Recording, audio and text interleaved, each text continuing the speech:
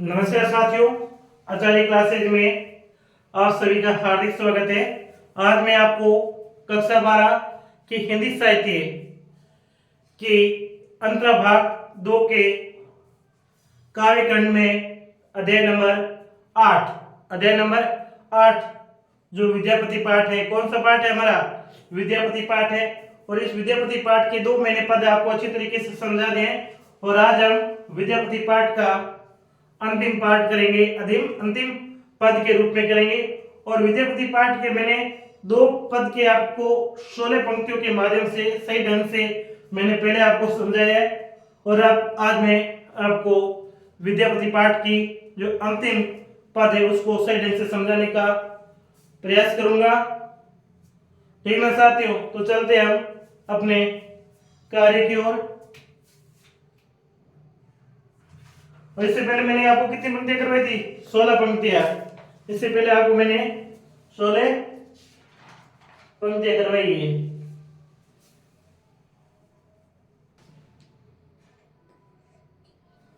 तो हमारी 17वीं पंक्ति है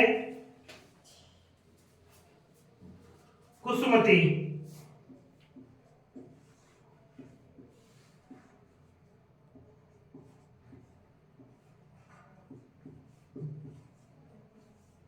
कुसुमती कानन,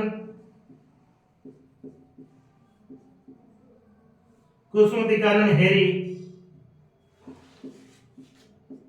कुसुमती कानन हेरी कमलमुखी, कमल कमलमुखी मुंदिरे में मुदी मुंदी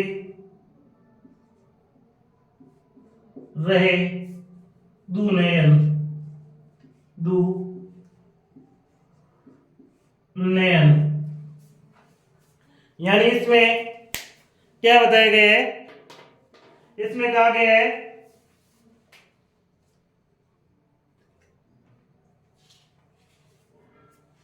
कमलमुखी मुख है,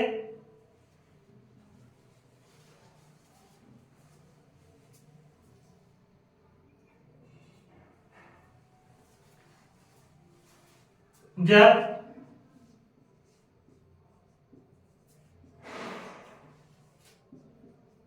कमलमुखी मुखी कमलमुखी पुष्पों को देखती है, पुष्पों को देखती है मुदिरे दुनैन, तो अपने दोनों आंखों को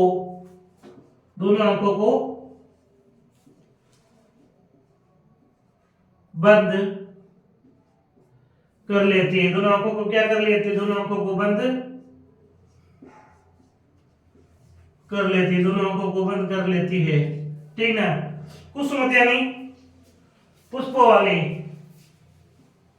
कानन यानी बगीचे में, हरि यानी भगवान, कमल यानी कमल मुख यानी कमल के मुखों वाली, मुदी यानी मुंह लेती है, रैन हो, दून यानी दोनों आंखों को। ठीक है ना?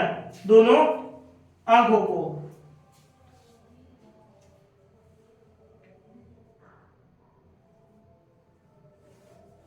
ठीक है?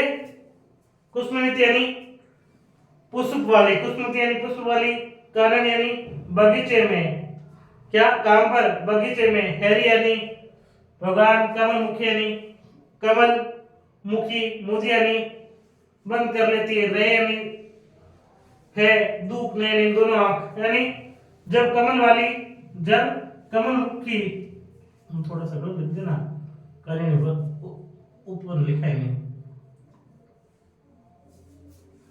जब कमलमुखी मुखी कारण या उद्यान में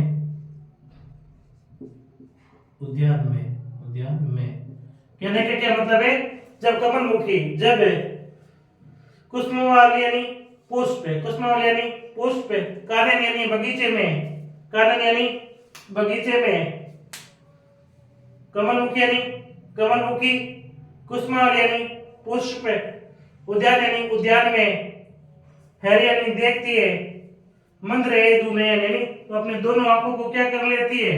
बंद कर लेती है। तो इसमें कवि आगे कहता है कि जब कमलमुखी वाली उद्यान में, दोनों उद्यान में क्या देखती है?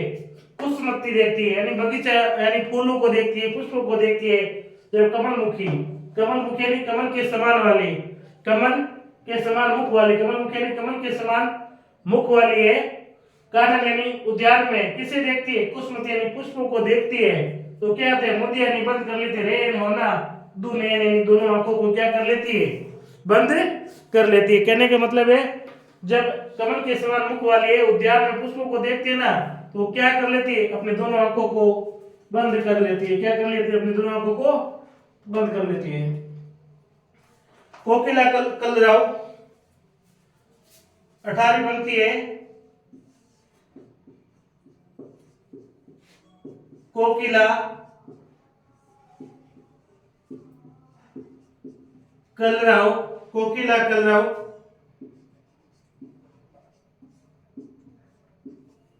मधुकर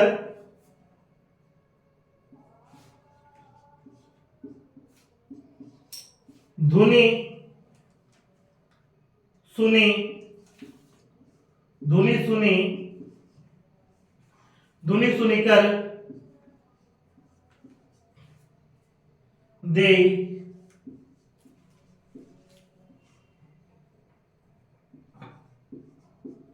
जापै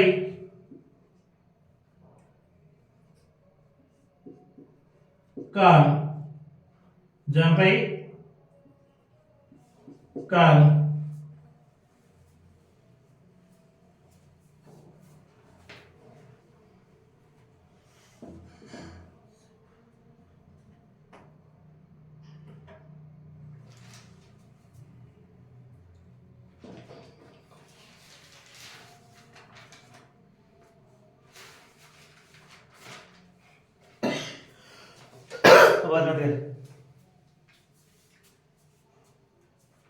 कोकिला यानी कोयल, कलरव यानी आवाज, यानी आगे ये राधा कहती है जब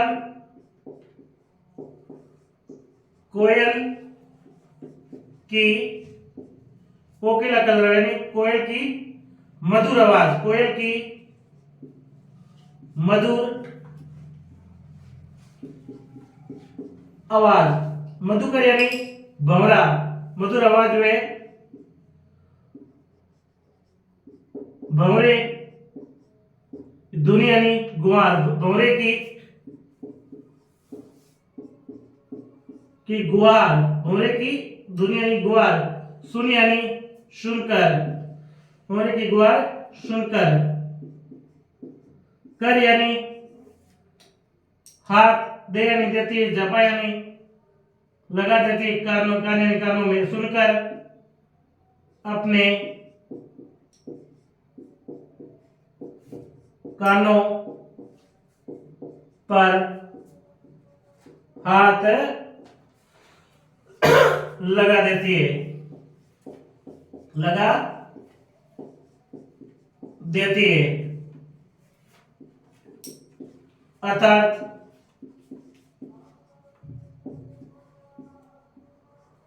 कुछ भी सुनना नहीं चाहती है, कुछ भी सुनना नहीं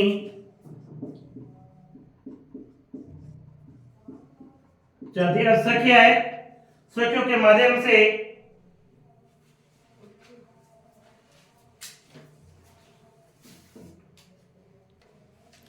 यानी कोकिला कलरव यानी कोयल की आवाज, कोयल की आवाज या कोयल की गूंज, मधुकर धुनी, भंवरे की धुन या भंवरे की गुन, ग्वार सुन यानी सुनकर, कर में हाथ दे यानी देती है, जप यानी लगा, कान यानी कानों के, यानी ये कहती है कि जो कोयल की मधुर आवाज और भंवरे की धुन या गुहार को सुन करके क्या करती है, अपने कानों को है दोनों हाथ लगा देती है। अगर कहने का मतलब इस भगवान श्री कृष्ण की आवाज के अलावा कुछ भी सुनना नहीं चाहती। कौन सुनना नहीं चाहती है?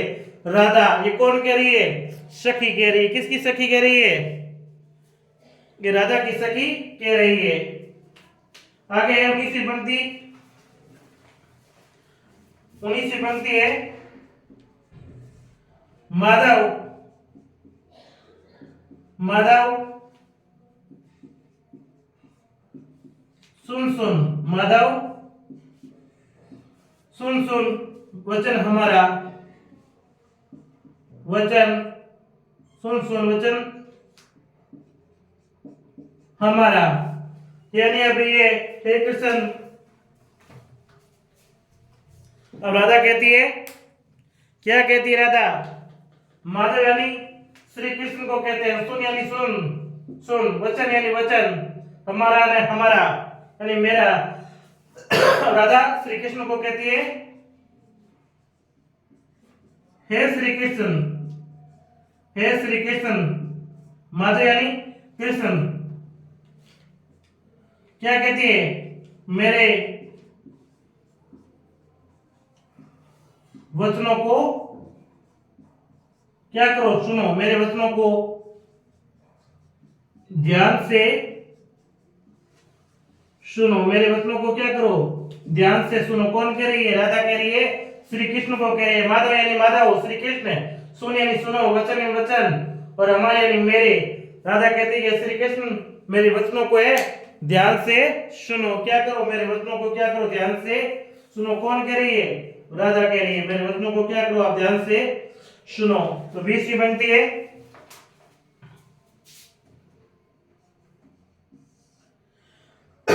तू गुण सुंदरी। तू है गुण सुंदरी, तू है गुण सुंदरी, अति बेदुबरी, अति बेदुबरी,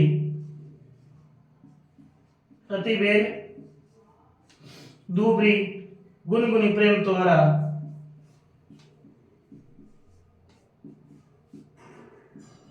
गुनी गुनी प्रेम तुम्हारा, गुनी गुनी प्रेम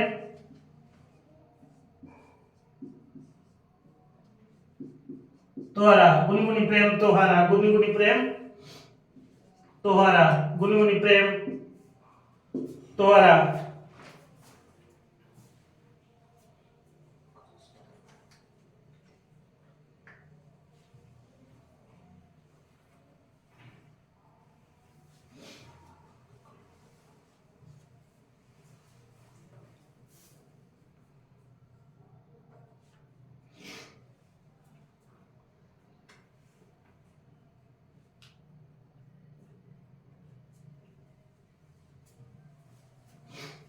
तू यानी तुम्हारे, गुण यानी गुण, सुंदर यानी सुंदर, अति में बहुत, भेद यानी बारे में, दूब यानी दुबल, गुण यानी गुण के, प्रेम यानी प्रेम, तोहर यानी तुम्हारे।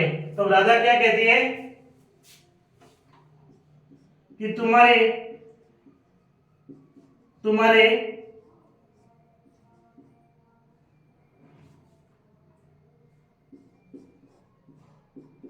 गुणों को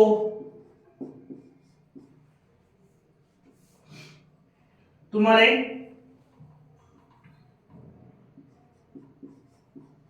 प्रेम के,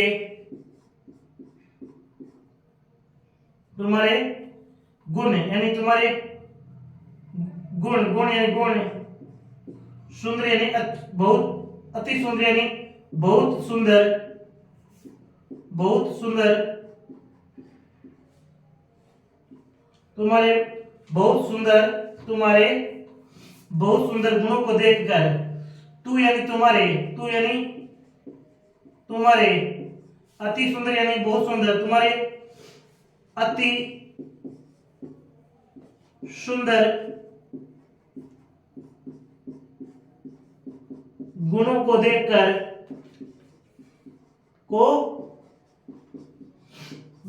तुम्हारे अति सुंदर गुणों को देखकर दूबरी गुनी गुनी प्रेम, यानी अति सुंदर गुणों को देखकर तुम्हारे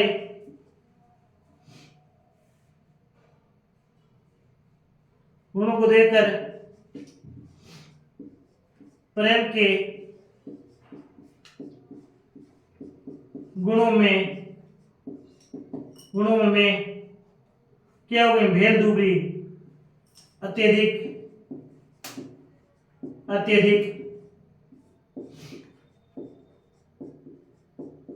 कमजोर हो गए हूं। क्या हो गए? अत्यधिक कमजोर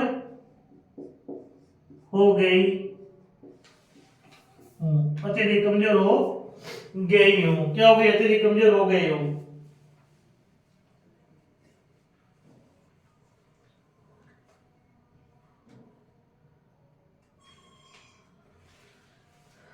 यानी अब क्या कहेंगे? तो यानी तुम्हारे गुण यानी गुण, सुंदर यानी सुंदर, अति यानी बहुत, यानी तुम्हारे जो सुंदर गुण है ना उनमें मुग्ध होकर या उनको सुन करके, सुंदर गुणों को सुनकर, यानी तो गुण सुंदरी अति भेद, यानी तुम्हारे जो अति सुंदर गुण है, तुम्हारे जो अति सुंदर गुण है, बहुत अच्छे गुण है, दूबरी गुनी गुनी प्रेम तो आ रहे, तो उन प्रेम में ना मैं क्या हो गई हूँ? कमजोर हो गई। उन प्रेम के गुणों से मैं क्या हो गई? अत्यंत कमजोर हो गई हूँ, अत्यंत दुर्बल हो गए हो। ठीक है ना? प्रेम तो है तुम्हारी प्रेम में। तो ये गुण सुंदरी अति भेदन जो है अब राजा कहती जो तुम्हारे जो अच्छे गुण हैं उन गुणों को देख करके, उन अच्छे गुणों को देख करके दूबरी गुनी प्रेम तुम्हारे, तो मैं उन प्रेम में क्या हो गया? अत्यंत ही दूबरी हो गई, अत्यंत ही दुर्बल हो गई हूँ, अत्यंत ही कमजोर हो गई। तो ये गुण सुंदरी अति, यानी तुम्हारे जो अत्यंत सुंदर गुण है दूबरी गुनी प्रेम द्वारा, यानी उन प्रेम के गुणों में मैं अत्यधिक क्या हो गई हूँ? कमजोर हो गई हूँ। अभी किसी पंक्ति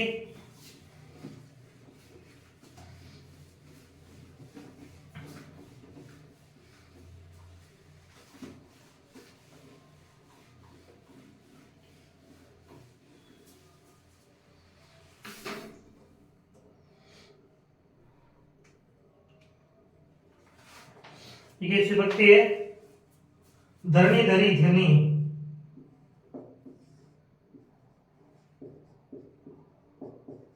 धरणी धरी धनी, धरी धनी कतबेरी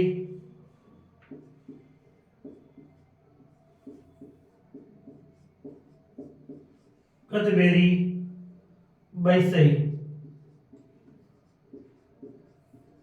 बैसई पुनीत ही पुनी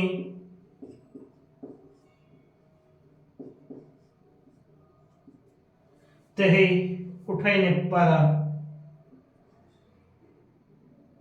उठाई ने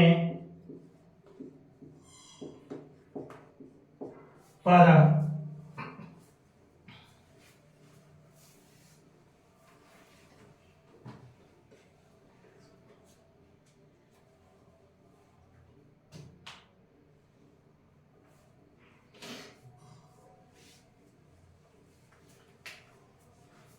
धरणी यानी धरती, धरी यानी धरणी यानी धैर्य, धरणी धैर्य यानी धरती, धरी यानी स्त्री, कत यानी नाथ या ईश्वर, बेर यानी वापिस, बेर यानी बैठ जाती हूँ या वैसे यानी कमजोर, पुण्य यानी वापिस, ते यानी तेरे, उठ यानी उठ, ने यानी पैर, या वापिस खड़ी नहीं हो पाती हूँ।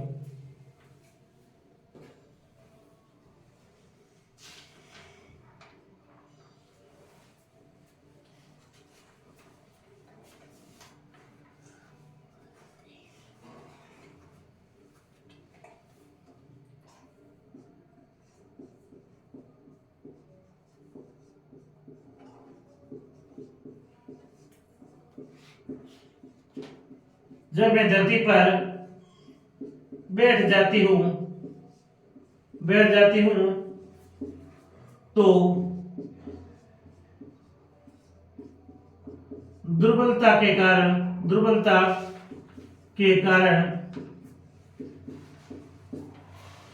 वापस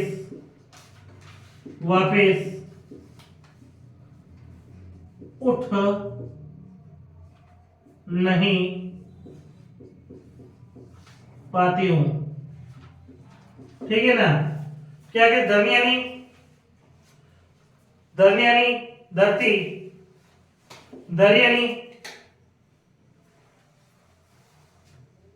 धारणा, धन यानी स्त्री, कत यानी नाथ, बेर यानी बैठ जाती हूँ, तो बेस यानी कमजोर, पुण्य यानी वापिस, ते यानी तो, उठ यानी उठ या खड़ी, पर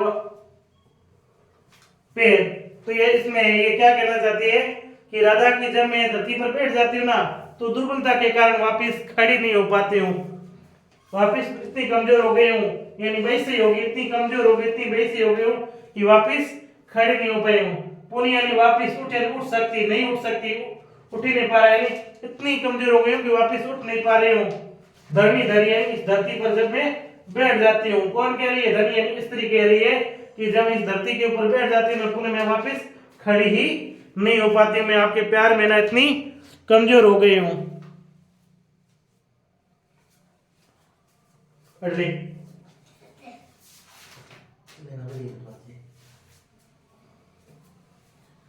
फिर आगे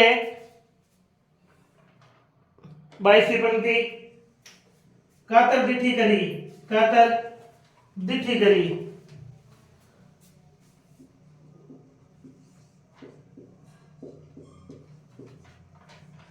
कातर दिठी करी, कातर दिठी करी 24,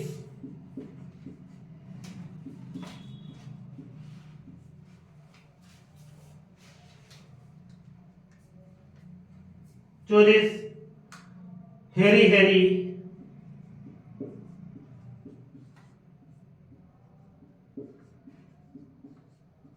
हेरी हेरी नयन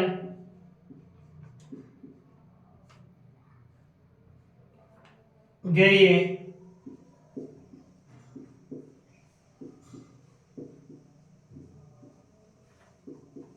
जलधारा, जलधारा।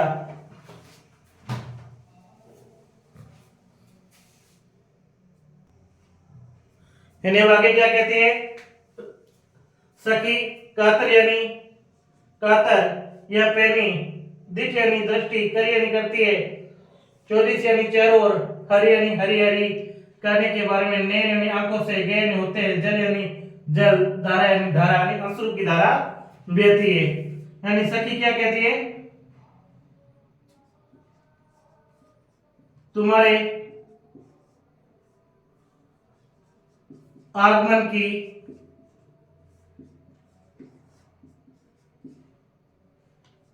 प्रतीक्षा में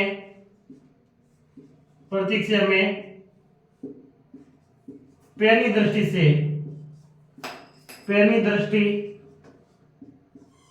दृष्टि से चारों ओर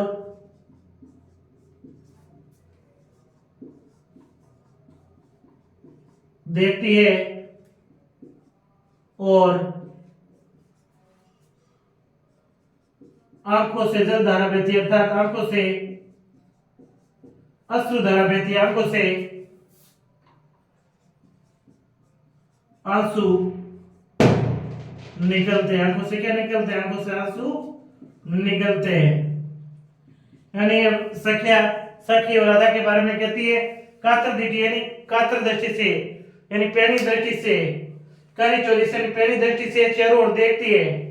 तो हरि हरि यानी आपके आगमन की प्रतीक्षा से, यानी जब राधा पैनी दृष्टि से 24 यानी चारों ओर देखती है, तो नयन के यानी आंखों से जल धारा यानी अश्रु निकलने लगते हैं। इसमें कहने का मतलब है कि जब राधा अपने प्रीतम श्री कृष्ण को कि अग्नि की प्रतिशत से पहली दृष्टि से चारों ओर देखती है तो क्या होता है, तो उनकी आंखों से क्या है, अश्रुधारा बहने लगती है। क्या क्या निकलने लगता है, आंखों में आंसू निकलने लगते हैं। ठीक है, फिर आगे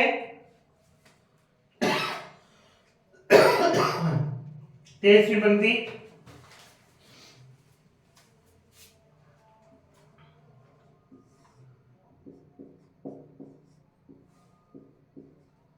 तोर बिरहे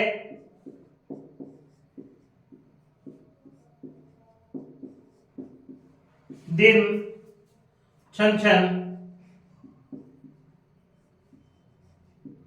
दिन छन छन, तनु छिन, तनु छिन, चौदसी,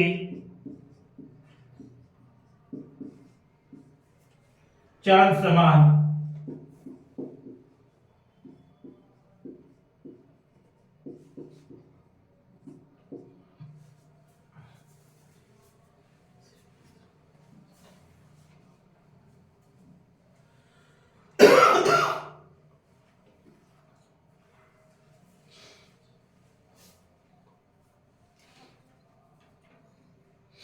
यानी अब सखिया राधा के बारे में कहती है, तोरे यानी तेरे, विरे यानी विरे में, दिन यानी दिन रात, दिन यानी प्रतिपल, क्षण यानी क्षण क्षण यानी कमजोर, तनु यानी शरीर, चीन यानी एकदम कमजोर, और चौस यानी चंद्रमा, चौस यानी वो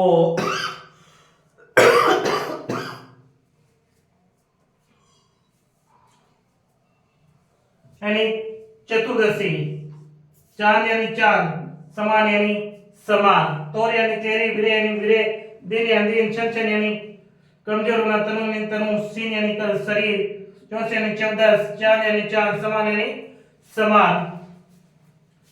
तो सखी राधा के बारे में कहती है कि तेरे वियोग में, वियोग या विरह में हमेशा शरीर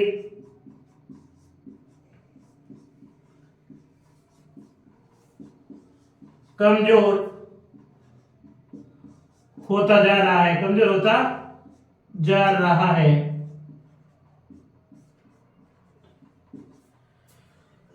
चौथी चांद समान, जिस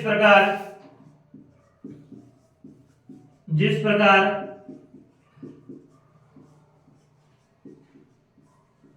चतुर्दशी का चांद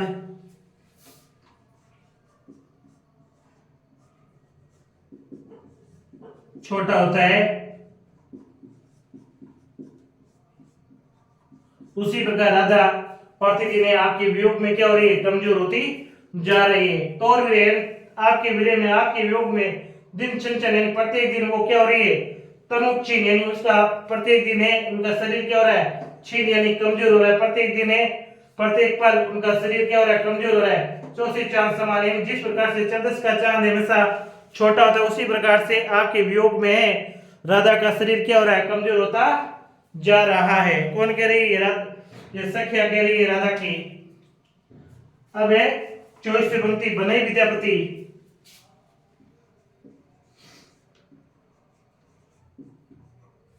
बने विद्यापति,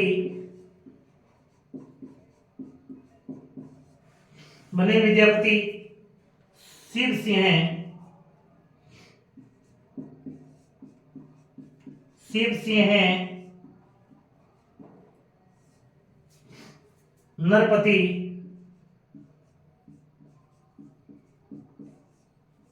नरपति लखी,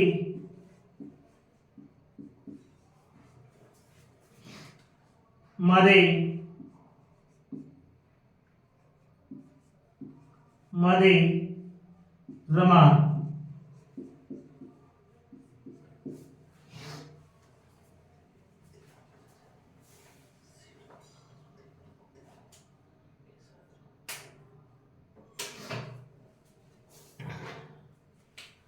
यानी विद्यापति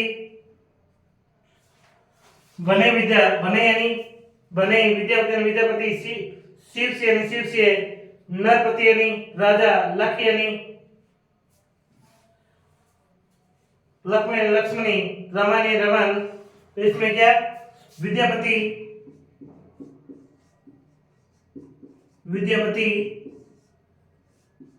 कवि कहते हैं कि विद्यापति कवि कहते हैं कि मिथिला के राजा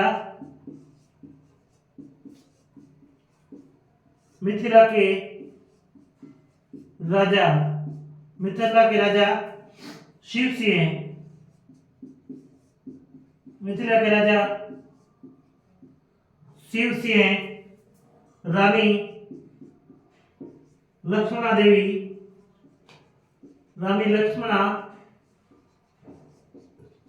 देवी पर मुग्ध है। रानी लक्ष्मणा देवी पर मुग्ध है और उनके साथ रमण करते हैं। मुग्ध है और उनके साथ रमण करते हैं। क्या करते हैं? रमण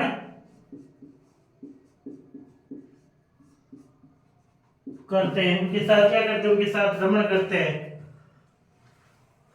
अब देखिए, बनाई विद्यापति शिव से नरपति लखी मोदी रमान यानी रमण करना, खेलना। लखी मोदी यानी रानी लक्ष्मणी देवी। लखी मोदी रानी लक्ष्मणी देवी। नरपति यानी राजा शिव सिंह यानी शिव सिंह। विद्यापति बने यानी क्या? राजा मिथिला के। तो विद्यापति क्या कहती है? विद्यापति कवि कहते हैं कि जो मिथिला के जो राजा शिव सिंह है। कौन? मिथिला के राजा शिव सिंह है। मिथिला के राजा शिव सिंह है, वो क्या कर रहे हैं? मिथिला के राजा शिव सिंह है नरपति लखी मोदी यानी मुग्ध है। किसमें?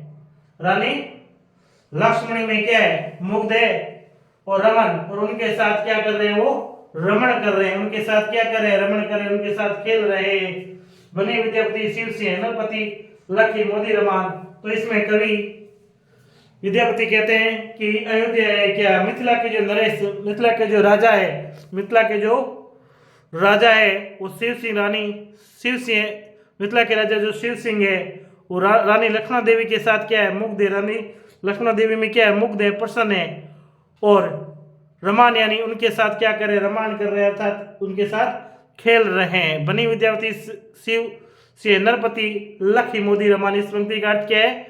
तो कवि विद्यापति कहते हैं कि मिथिला के राजा जो शिव सिंह है ना, मिथिला के राजा शिव सिंह है, रानी लक्ष्मणा में क्या है? मदे यानी मुग्ध है और रमान यानी और उनके साथ क्या कर रहे हैं? रमण कर रहे हैं। उनके साथ क्या कर रहे हैं? रमण कर रहे हैं। तो साथियों, इस प्रकार से मैंने आपको अध्याय 8 एकदम पूर्ण रूप से कंप्लीट करवाया और एक एक पंक्ति को है समझे। और अध्याय 8 में कुल मिलाकर के 3 पद्य के अंदर है 24 पंक्तियां होती है। कितनी पंक्ति होती है?